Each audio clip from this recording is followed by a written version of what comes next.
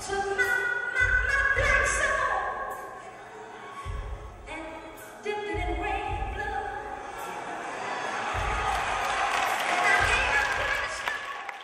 We had an event, two-day event called Youth Encouraged by the Word of God. And we had dramas and a couple skits, singers, dancers. We had a puppet show. And the program primarily was geared toward teenagers, but there were things for middle school kids and elementary children as well. And it was a great program. The atmosphere was there.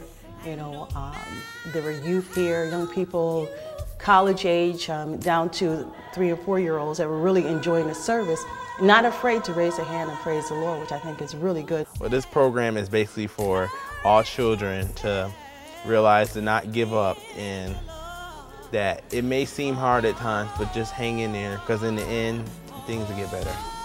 It's inspiring. We've learned a lot, we've experienced a lot. As far as my husband being a chaplain at Searching University, I'm right there at his side to encourage him to do what he needs to do to help the students in any form, shape, form, or fashion, even if it means picking them up, taking them to the store, or whatever. Churches, the black churches in particular, are steeped in tradition. And people who are 18 to 25 years old, they don't care about that. They don't care about tradition. They don't care about the way you used to do it.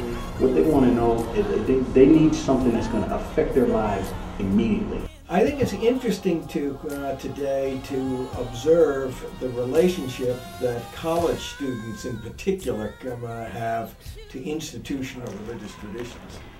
They are seeking to maintain the orientation and the motivation that their traditions have brought to them. I would tell a friend that just because you've seen 2 or 3 bad things, or someone else in your family doesn't want to go, does not mean church is a bad thing, because church is like the best thing. And like what my mom always said, when me and my brother get older, it doesn't matter where we go to get the word, just as long as we get the word.